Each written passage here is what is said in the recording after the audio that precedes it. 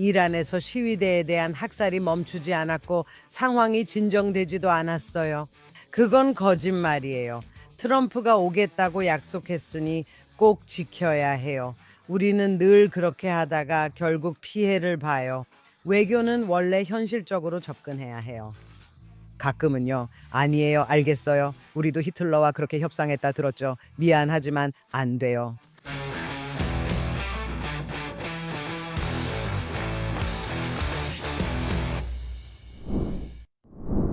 샬롬, 이스라엘 언디플로매틱 에피소드에 오신 것을 환영합니다. 저는 마크 레게브이며 공동 진행자 루티 블룸과 함께합니다. 오늘은 이 방송 기념일에 헌정하려고 해요. 맞죠, 루티? 네, 어제가 그날이었고 오늘은 1월 20일입니다. 이 방송은 1월 21일에 녹화 중입니다. 어제는 도널드 트럼프의 두 번째 임기가 만 1년이 되는 날이었습니다. 4년 공백 이후라고 할 수 있겠네요. 그의 두 번째 임기 첫 해가 끝났습니다. 우리는 그의 업적과 실수 등을 논의할 필요가 있습니다. 지금요, 어제 그의 취임일 주년을 기념해서 그는 뉴스네이션과 인터뷰를 했고 중동에 대해 그가 뭐라고 말했는지 들어봅시다. 여전히 수천 명의 시위자들을 산채로 불태우고 있다는 보도도 있습니다. 또 주말 동안 당신에게 암살 위협도 했죠. 당신이 현재 논의 중인 사안에 대해 말할 수 없다는 건 알지만요. 하지만 이란 지도부와 그들의 정권이 계속해서 당신을 조롱하고 위협하는 것에 대해 특히 주말 동안 있었던 일들을 감안할 때 당신의 입장은 무엇인가요? 당신은 이란의 새로운 지도자가 필요하다고 말씀하셨죠. 글쎄요, 그들은 그렇게 해서는 안 됩니다. 하지만 저는 이미 경고를 남겼습니다. 무슨 일이든 일어난다면 우리는 그 나라 전체를 날려버릴 겁니다. 저는 그들을 정말 강하게 공격할 겁니다. 하지만 저는 아주 확고한 지침을 가지고 있습니다. 무슨 일이 생기면 그들을 이 지구상에서 완전히 쓸어버릴 겁니다. 지구에서 완전히 쓸어버린다니. 루시, 그게 무슨 말이야? 그건 대통령답지 않아. 하지만 이 부분에 내 이론이 있어. 먼저 네 얘기 들어보자. 우선 있잖아. 트럼프는 트럼프야. 그래서 그가 말할 때 항상 그들, 그것들 같은 대명사를 써. 그리고 그가 왜 그런 말을 하는지 종종 알 수가 없어. 트럼프는 같은 문장에서 두 집단을 언급할 때 그들이나 그것들 같은 대명사를 써.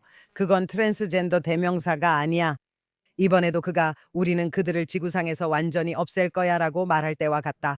그가 어떻게 말했든 이란 국민이 아니라 정권을 의미한 것이었고 실제로도 그랬어. 그는 그걸 명확히 말하지는 않았지만 이란 자체를 없애겠다는 뜻은 아니었어. 그는 줄곧 이 정권이 반드시 사라져야 한다고 말해왔어.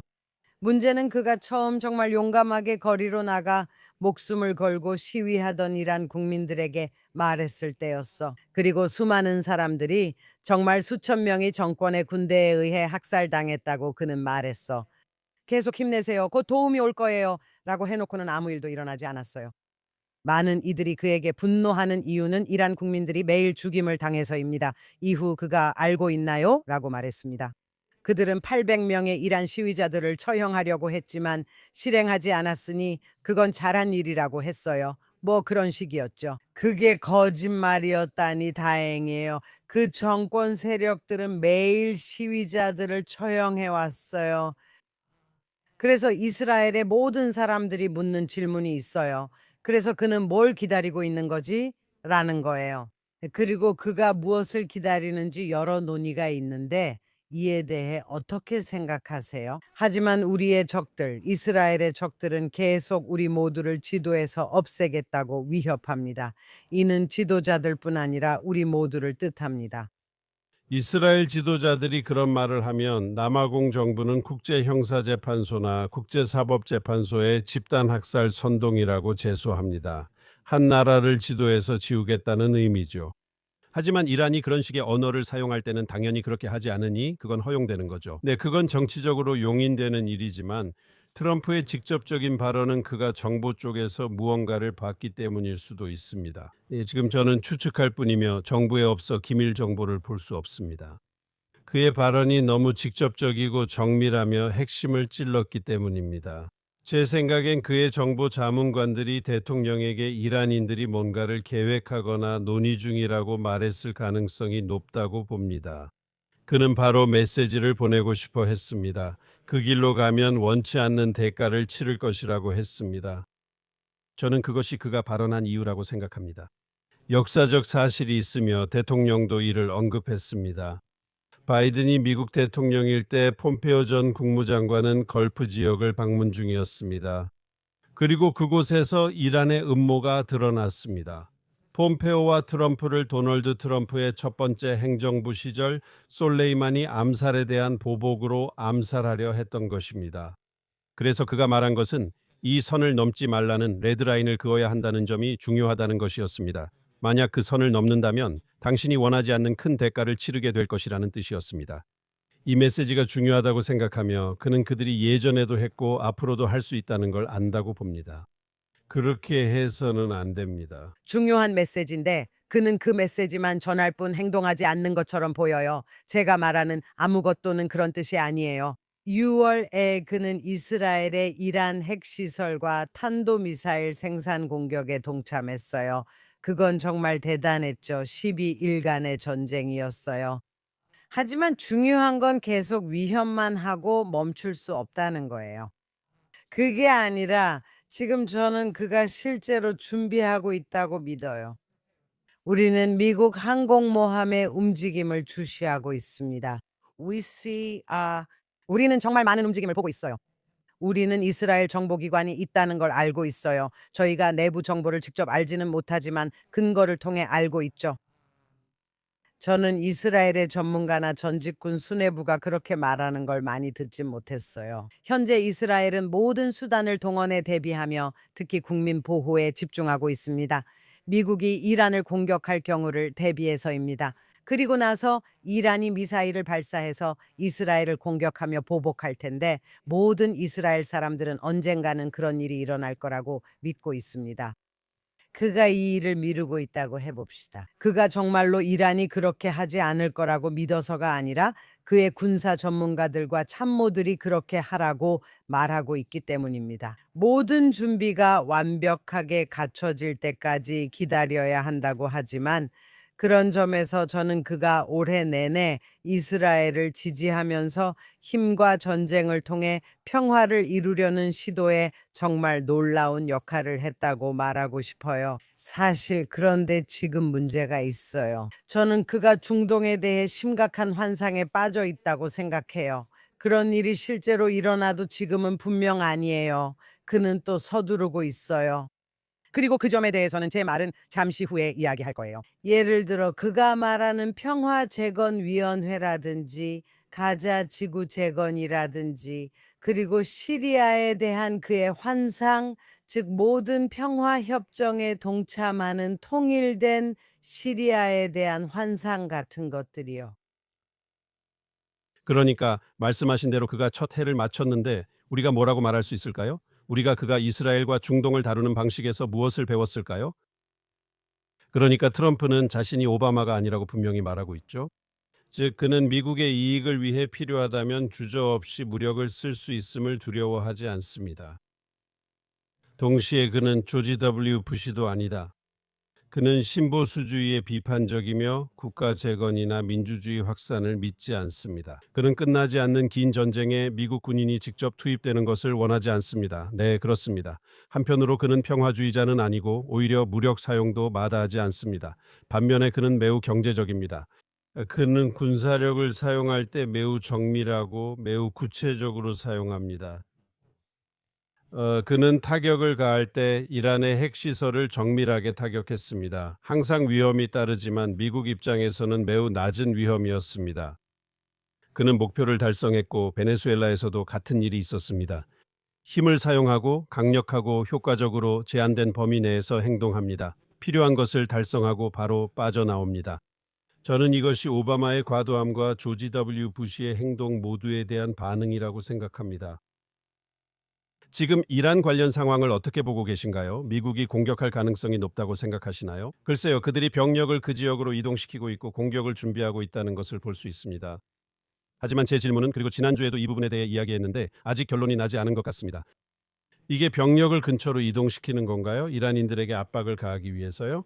트럼프가 원하는 그런 합의, 즉 그들이 핵 프로그램을 해체하고 핵 농축을 하지 않고 미사일도 없애고 테러 지원도 중단하는 그런 합의에 동의하게 만들기 위해서, 다시 말해 정권이 약하기 때문이라는 거죠. 이번엔 직접 행동하려는 건가요?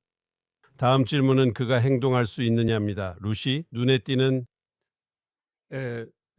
이란의 행동 없이 그들이 다시 공개적으로 자국민을 학살하기 시작하는 것 같은 도발도 마찬가지입니다. 한두 명을 교수형에 처하는 것만으로는 충분하지 않습니다. 그들은 미국 공격을 정당화할 행동을 해야 하는데 그게 쉬운지는 모르겠습니다. 알겠어요. 우선 이란이 핵무기나 탄도미사일을 포기한다는 그런 합의는 전혀 없습니다. 그런 일은 일어나지 않을 거예요. 이란은 이 지역과 세계에 대한 패권적 야망을 가지고 있어요. 이란은 이념적인 신정 국가예요. 그런 일은 일어나지 않을 거예요. 가자 지구의 하마스도 마찬가지예요. 그들에게 무기를 포기하도록 설득해야 한다는 생각, 그런 일은 일어나지 않을 거예요. 둘째로, 도발이 없다는 건 사실이 아니에요. 그리고 저는 그들이 트럼프의 생명을 위협해서 그렇다는 뜻이 아니에요. 참고로 그는 이미 2번이나 실제로 암살 시도를 당했어요. 아니요, 그들은 이란에서 시위자들을 학살하는 것을 멈추지 않았어요. 인터넷도 대규모로 차단했죠. 하지만 간헐적으로 연결이 될 때 이스라엘에 있는 이란인들과 미국에 있는 이란 출신 이민자들과의 소통을 통해 보고가 들어오고 있어요. 학살은 계속되고 있고 계속될 뿐만 아니라 점점 더 잔인하고 야만적으로 변하고 있어요. 많은 경우에는 가스를 사용하거나 사람들의 눈을 뽑거나 거리에서 총을 쏘는 일들이 벌어지고 있어요. 그리고 가족들이 사랑하는 사람의 시신을 찾으러 오면 그들을 죽이는 데 사용된 탄약값으로 엄청난 돈을 내야만 해요. 그곳 상황은 여전히 끔찍하며 변명도 필요 없어요. 전혀 진정되지 않았어요. 그건 거짓말이에요. 유럽인들이 이 문제를 제대로 다루지 않고 이란이 유엔 인권이사회에 남아있는 것도 문제예요. 그건 트럼프에게 달렸어요. 트럼프가 오겠다고 했으니 약속을 지켜야 해요. 저는 그가 그렇게 할 거라 믿어요. 하지만 다른 부분들에 대해서는, 그리고 이 모든 것들이 어떤 식으로든 연결되어 있다는 걸 알 수 있어요. 왜냐하면 그의 환상은 지금 시리아의 지도자인 아샤라가 이란 정권처럼 시아파가 아니라 수니파이기 때문에 어쨌든 그는 이란에 반대한다는 거예요. 하지만 그는 여전히 그걸 이해하지 못하고 있어요. 아샤라는 아이시스와 알케다 편에 서 있고 시리아 내 모든 소수민족의 학살을 방조해 왔어요. 아직도 계속되고 끔찍한 이야기들이 이어지고 있어요. 쿠르드족과 알라위파 그리고 기독교인들이 학살당하고 있어요. 그리고 트럼프는 그것을 외면하고 있죠. 왠지 모르게 네타냐후 총리도 지금 무슨 일이 일어나는지 분명히 밝히지 않는 것 같아요. 그리고 대신에 군사적인 것뿐만 아니라 민간적인 부분까지 포함된 이런 종류의 시리아와의 합의에 동의하고 있어요. 저는 그 점에 매우 비관적입니다. 그게 첫 번째입니다. 그리고 또 하나는 네타냐후 총리가 막 합류하기로 동의한 이른바 가자 평화위원회가 있어요. 그래서 평화위원회는 터키인과 카타르인이 포함된 기술위원회의 지시를 내리는 상위 기관입니다.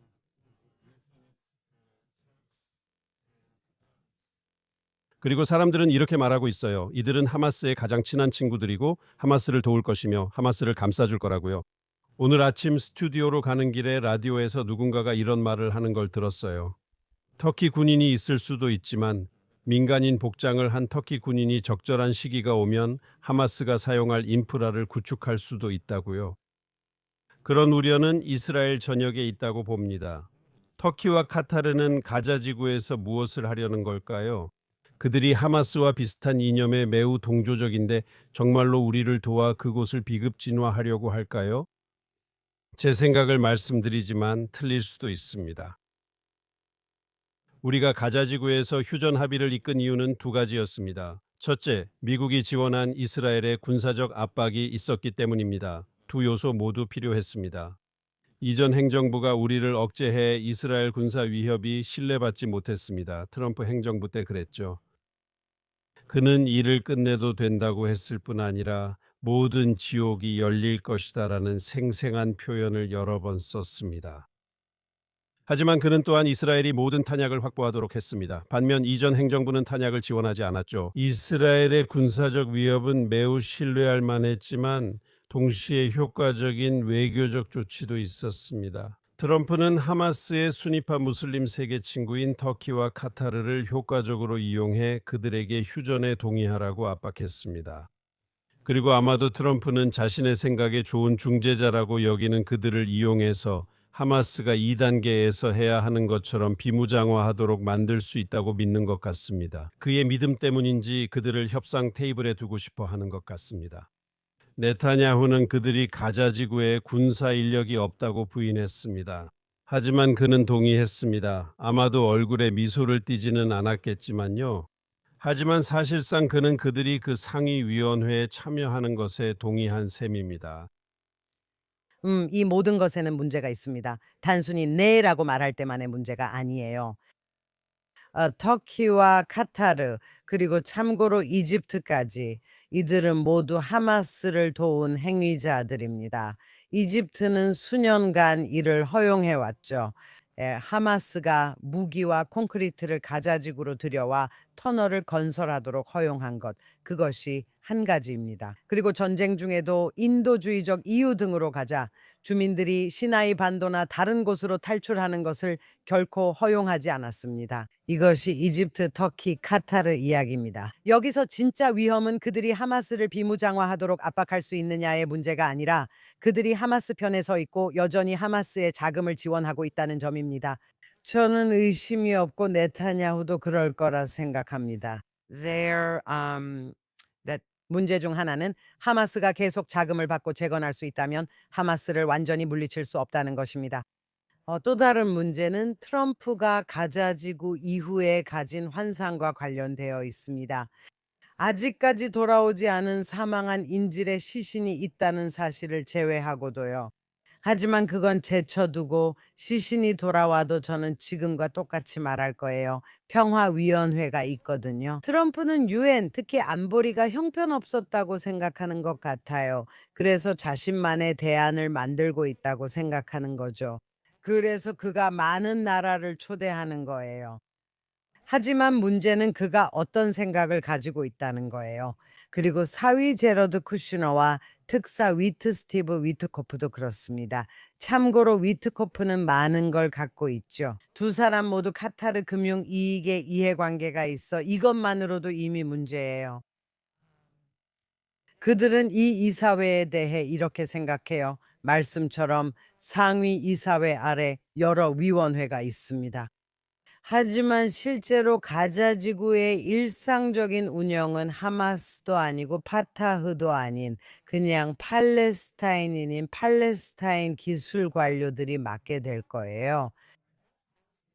사업가들이나 테러에 관심이 전혀 없는 사람들이라는 건 그건 환상에 불과해요. 그런 사람은 존재하지 않아요. 알겠죠? 그리고 만약 그런 사람이 있다면 하마스는 항상 그래왔듯이 똑같이 행동할 거예요. 그들을 옥상에서 내던졌을 거예요. 그러니까 이 문제가 바로 여기 있는 거죠. 이런 방식이 가자를 어떻게든 고치고 테러리스트들을 없앨 거라는 생각은 환상에 불과해요. 그래서 저는 실제로 트럼프 대통령이, 그리고 다시 말씀드리지만 우리가 그의 취임일 주년 주간에 이야기하고 있다는 점에서 두 번째로요. 그가 이런 말을 할 때 환상 같지만 나름 논리가 있다고 생각합니다. 예를 들어 팔레스타인 사람들이 떠나고 우리는 그곳을 중동의 리비에라로 만들겠다는 말입니다. 모두가 그 일이 곧 일어나지 않을 걸 알고 있었죠. 저는 그의 발언에 논리가 있다고 생각합니다.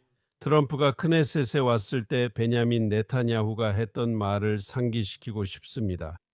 그는 대통령님 덕분에 휴전 합의가 가능했습니다 라고 말하며 미국의 이스라엘 지원에 대해 언급했습니다. 그것은 전쟁의 전환점이었고 긍정적인 방식으로의 전환점, 변곡점이었습니다. 트럼프가 대통령에 취임했을 때 우리는 많은 사람들을 석방시켰고 그 다음에는 군사 지원도 받았습니다. 그리고 나서 우리는 평화협정을 맺었고 아무도 그런 휴전협정을 평화협정이라고 하면 안 되겠네요. 왜냐하면 평화는 없으니까요. 네, 하지만 서명된 휴전협정은 아무도 우리가 휴전을 맺을 수 있을 거라고 생각하지 않았습니다. 그리고 모든 인질들을 살아있는 인질들을 모두 데려왔고 사망한 인질들도 한 명을 제외하고는 모두 그에게 돌아왔습니다. 이 모든 것은 도널드 트럼프 대통령이 우리가 협상을 성사시키는 데 도움을 줬기 때문입니다. 그래서 저는 그가 이에 대해 감사받을 자격이 있다고 생각합니다. 앞으로 가자지구에서 무슨 일이 일어날지는 아직 모릅니다. 도널드 트럼프 대통령은 이렇게 말합니다. 그는 하마스가 무장 해제되고 가자지구가 비무장화되는 것이 우리의 전략적 목표라고 생각을 같이 합니다. 네, 그리고 우리는 그 목표를 위해 함께 노력할 수 있습니다. 우리가 의견이 다른가요? 겉으로 보기에는 일부 합의에 대해 적어도 표면적으로는 그런 것처럼 보입니다. 문이 닫힌 방 안에서 무슨 일이 일어나는지는 모르지만 다투면 더 많은 합의가 있을 수 있습니다. 그러나 겉으로는 몇몇 사안에서 서로 다른 합의가 있는 것처럼 보입니다. 이 모든 것은 당신의 지적에서 비롯됐습니다. 당신은 트럼프가 라라랜드에 있다고 걱정합니다. 터키와 시리아 문제에 있어서 여기서 분명한 것은 시리아에 관해서 그는 이 새로운 시리아 대통령에게 일말의 신뢰를 주고 싶어 한다는 점입니다. 트럼프는 자신의 출신을 잘 알지만 여러 이유로 이 사람과 일할 수 있다고 생각하는 것 같습니다. 그리고 터키 대통령도 마찬가지입니다. 그는 꽤 오랫동안 그 자리에 있었습니다. 제 생각에 그는 세기 전환기부터 터키를 이끌어왔던 것 같습니다. 하지만 그는 이미 잘 알려진 인물이고 트럼프도 그와 함께 일할 수 있다고 믿고 있습니다. 이스라엘도 한때 이 사람과 일할 수 있다고 생각했습니다. 저는 터키인들과 거래가 가능하다고 믿습니다. 터키인들은 실용주의자이며 고유한 이데올로기가 있다고 생각하기 때문입니다.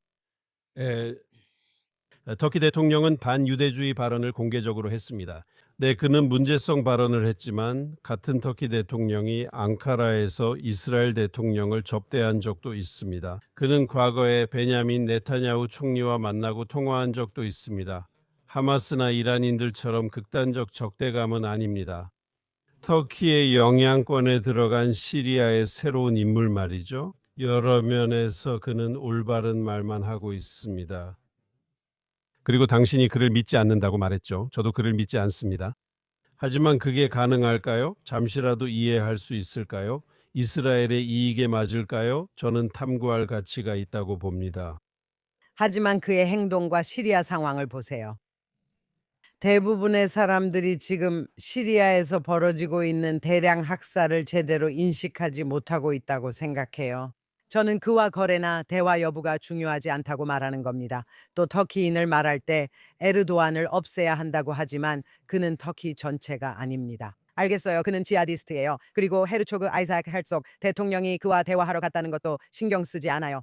그는 이스라엘 국가와 유대인들의 맹렬한 적이에요.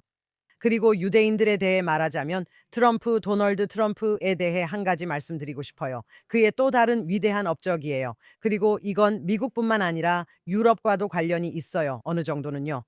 아, 그는 미국에서 자신의 발언을 통해 반유대주의를 용납하지 않았어요. 그는 팔레스타인 정의를 위한 학생들 Student for Justice in Palestine 이 집단 학살을 외치도록 허용하는 대학들에 강력히 경고했어요. 그는 강에서 바다까지 구호와 시위에 대해 연방 자금 지원을 보류하겠다고 말했어요. 그는 모든 불법 이민자들을 단속하고 있는데 그들 중 많은 이들이 무슬림이에요. 그리고 범죄자와 갱단도 많아요. 그가 말했듯이 그는 기자회견에서 2시간이나 자신이 추방한 모든 범죄자들을 보여주면서 시간을 보냈어요. 하지만 정말 그래요. 그는 유대인 혐오에 대한 자신의 무관용 입장을 아주 분명하게 밝혔고 그건 정말 인상적인 일이에요. 하지만 제가 꼭 말씀드리고 싶은 건 그리고 그건 그와 의견이 다른 공화당 내 그로이퍼들에게 보내는 메시지였어요. 이 메시지는 민주당원뿐 아니라 반유대주의 공화당원에게도 전달된 것이었어요. 여기서 리더십의 도전이 있다고 생각합니다. 왜냐하면 그가 진보 좌파의 반유대주의를 비판하는 것은 매우 쉬운 일이기 때문입니다. 어차피 그쪽은 그의 정치적 반대자들이니까요. 시간이 좀 걸리긴 했지만 이번 달 초에 그는 우파의 반유대주의에 대해서도 매우 강하게 반대 입장을 밝혔습니다. 그는 Make America Great Again 운동에는 반유대주의가 설 자리가 없다고 말했습니다. 그가 그렇게 말했다는 건 좋은 일입니다. 물론 좌파 반유대주의 비판만큼 빠르진 않았지만 늦더라도 하는 게 낫죠. 그는 강하게 말했습니다. 저는 그가 반유대주의자가 아니라고 확신합니다. 저는 그가 반유대주의 블로거나 팟캐스터 같은 이들의 영향력을 이해했다고 생각합니다. 그리고 아마도 그는 그들과 직접적으로 맞서고 싶지 않았을 수도 있지만 그는 분명히 입장을 밝혔습니다. 그리고 그는 Make America Great Again 운동에는 반유대주의가 설 자리가 없다고 말했습니다. 그것은 매우 중요하고 의미 있는 일입니다. 그는 여전히 이런 사람들과 친구로 지낼 건가요? 그들에게 여전히 발언 기회를 줄 건가요? 그들이 여전히 백악관에 초대받을 수 있나요? 저는 그 질문들에 대한 답을 모르겠습니다. 루시. 네, 이번 주에 백악관에서 터커 칼슨을 몇 번 봤어요. 정말 나쁜 신호예요. 하지만 그건 별개고 나쁜 신호인 이유는 터커 칼슨이 부통령 제이디 벤스와 매우 친하고 터커의 아들도 제이디 벤스를 위해 일하기 때문이에요. 좋은 신호가 아니에요. 그리고 저는 점점 더 많은 공화당원들이 소셜미디어에서 마르코 루비오가 마음을 바꿔서 제이디 벤스를 지지하는 대신에 다시 프라이머리에서 그와 경쟁하기를 바란다고 말하는 걸 보고 있어요. 이 일들이 당장 일어나는 건 아니지만 앞으로 3년 더 이 행정부와 함께 해야 한다는 건 나쁜 신호입니다. 다시 말씀드리지만 여러분은 이 사람들의 행동을 봐야 합니다. 시리아에서 학살이 벌어지고 있으며 이는 용납될 수 없습니다. 구분하고 싶습니다. 방금 말씀하신 내용에서 터키 대통령이 지하디라고 하셨죠. 정치적 이슬람을 볼 때는 더 섬세한 시각이 필요하다고 봅니다. 이건 닉슨이 소련에 맞서 힘을 얻으려 중국과 거래한 것과 비슷하지 않나요? 이슬람 세계와 정치적 이슬람의 현황을 살펴보는 것이 중요합니다. 카타르인들과 터키인들이 무슬림 형제단 쪽으로 기울어져 있다는 것은 의심의 여지가 없습니다. 네, 무슬림 형제단은 정치적 무장된 이슬람 형태지만 극단주의자들과는 다릅니다. 어떤 면에서는 비슷할 수 있지만 분명한 차이가 있습니다. 다시 한번 말씀드리지만 터키 대통령은 앙카라에서 이들을 환대합니다. 공식 방문 시 이스라엘 대통령에게 레드컵이 제공됩니다. 이제 그가 그냥 장난을 치고 있다고 말할 수도 있습니다. 그래요? 냉소적으로 볼 수도 있죠. 그건 꽤 오래전 일이에요. 아니에요. 아니요, 그는 과거에 반유대주의적이었어요. 결국 이란인들은 헨리 키신저의 유명한 말처럼 이란을 국가가 아닌 대의로 여깁니다. 즉 그들은 호메인이 혁명 수출에만 집중하고 있다는 거죠. 그게 그들의 시각입니다. 제가 볼 때 터키 대통령은 자신을 새로운 술탄, 즉 신신 오스만 제국의 지도자로 여기는 사람처럼 보입니다. 그는 권력 정치에 집중하는 사람이고 그렇기 때문에 권력을 존중합니다. 이스라엘이 강한 한 그는 이스라엘과의 싸움에서 지나치지 않도록 조심할 것이라고 믿습니다. 하지만 그는 하마스를 지지하고 보호합니다. 그리고 그는 전쟁 전에 헤르조그를 초대했지만 10월 7일 학살을 지지했습니다. 그는 세계 무대에서 악한 인물입니다. 이 점은 분명히 해둬야 해요. 제 말은 여러분은 아마도 이런 사람들과도 저런 사람들과도 거래할 수 있다고 생각할지 모르겠지만요. 그리고 우리는 항상 결국 뒤통수를 맞게 됩니다. 제가 이렇게 말해도 괜찮다면 우리가 항상 그래 외교라는 게 있잖아. 그냥 현실적으로 접근해야 해라고 할 때마다 가끔은 아니에요. 알겠어요. 우리도 히틀러와의 협상에서 그 말을 들었죠. 미안하지만 그건 통하지 않아요.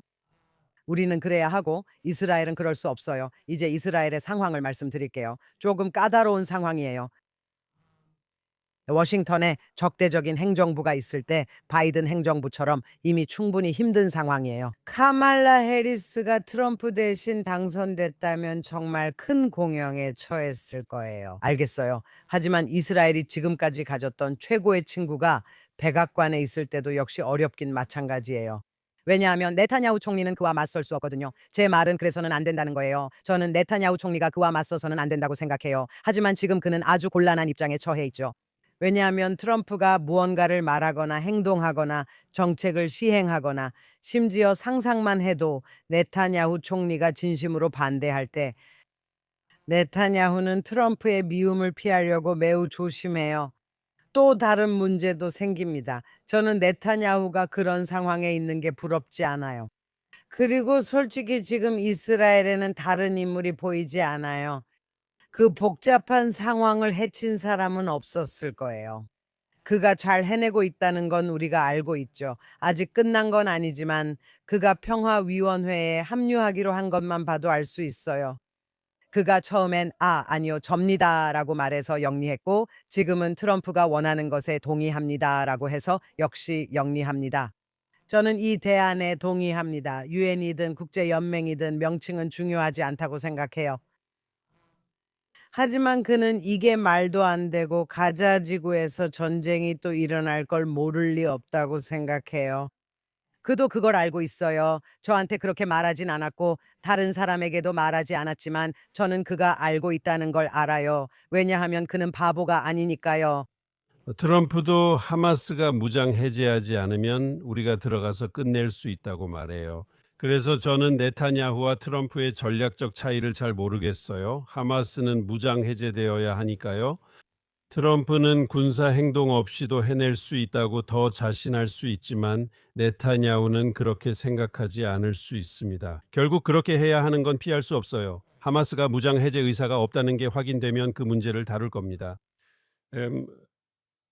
제 생각에는 트럼프의 첫 해를 보면 앞으로의 임기에도 신뢰를 가질 수 있다고 생각해요. 그는 이스라엘의 친구입니다. 제 생각에는 네타냐후가 말할 때 그는 옳다고 생각해요. 우리가 알다시피. 협력과 조정 최고 수준 맞죠? 우리는 주변적인 것들로 논쟁하고 있는데 당신 말이 맞아요. 이스라엘 지도부의 역할은 어디에 선을 긋느냐, 즉 어디에 레드라인을 그을지 결정하는 것입니다. 그리고 대통령님 이것은 못합니다. 싸울 대상을 신중히 선택해야 합니다. 라고 해야 합니다. 제 생각에 가장 큰 문제는 이란이며 올해가 가기 전에 이란과의 상황이 더 나아지도록 해야 합니다. 저는 터키와 시리아 문제에서도 융통성을 가져야 한다고 생각합니다. 실용적인 관점에서도 마찬가지입니다. 실용주의라는 말이 거북하다는 것도 알고 있습니다. 정치란 현실에서 우선순위를 정하고 가장 중요한 것과 부차적인 것을 구분하는 일이라고 생각합니다. 그건 미루거나 논쟁하지 않을 수 있습니다. 중요한 건 전략적 사안이며 이스라엘도 마찬가지입니다. 가장 중요한 것은 이란 문제가 제대로 처리되는 것입니다. 가자가 성공적으로 마무리됩니다. 시리아 문제는 임시 방편이거나 문제를 미루는 것에 가깝습니다. 우리가 같은 시간을 이란과 가자에서 중요한 일에 쓰면 시간 낭비가 아닙니다. 그 점에 대해서는 저도 동의해요. 왜냐하면 정말로 이란 정권이 무너진다고 해도 당신이 말하는 그런 안정이 즉시 찾아온다는 뜻은 아니라고 생각하거든요. 저는 그 단어가 정말 싫어요. 왜냐하면 짜증나는 외교 용어 중 하나거든요. 지역의 안정이 항상 좋은 것처럼 말하지만 그런 일은 없을 거예요. 저는 당장 그 이후에는 엄청난 혼란이 있을 거라고 생각해요. 하지만 그래도 그 정권은 반드시 사라져야 해요. 그 정권이 무너지면 레바논의 헤즈볼라와 가자 지구의 하마스, 그리고 이슬람 지하드, 또 팔레스타인 자치정부 등에도 영향을 미칠 거예요. 그건 정말 많은 곳에 영향을 미칠 거예요. 시리아에도 영향을 줄 거고요.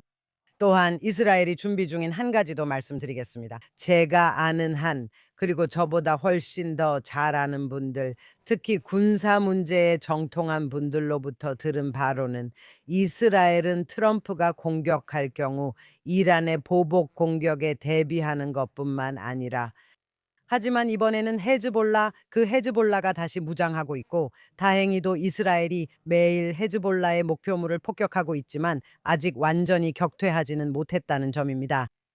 이번에는 헤즈볼라가 이란을 도우며 공격 준비도 하고 있습니다. 여러 전선에서 공격받으면 상황이 더 복잡해집니다. 그리고 저는 이스라엘 군과 정보기관, 그리고 모든 안보 부대들이 그런 상황에 대비해 준비하고 있다고 생각합니다. 예멘의 후티도 언급할 수 있죠. 그래서 우리는 지금 대기 상태입니다.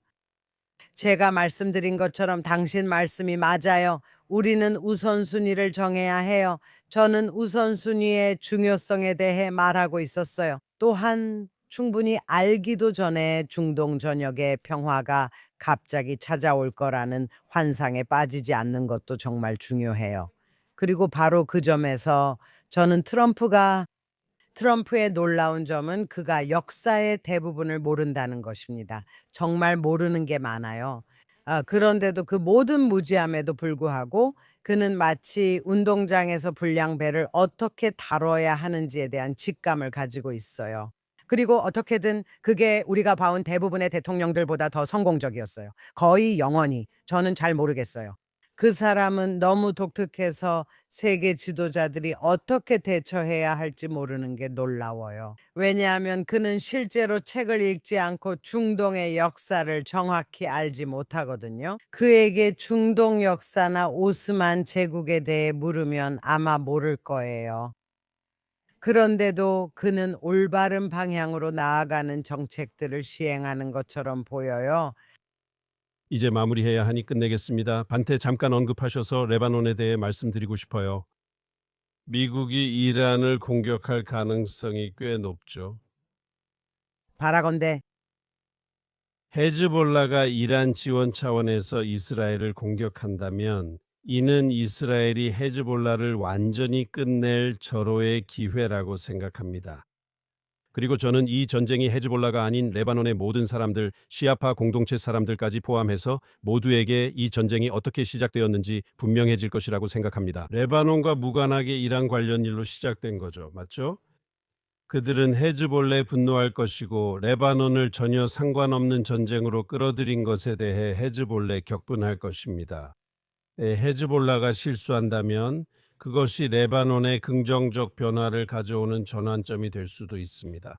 실용적으로 생각하며 적절한 시기를 기다리는 것이 중요합니다. 이 대화를 계속하길 기대합니다. 이 주제로 30분 더 얘기할 수 있었으니까요.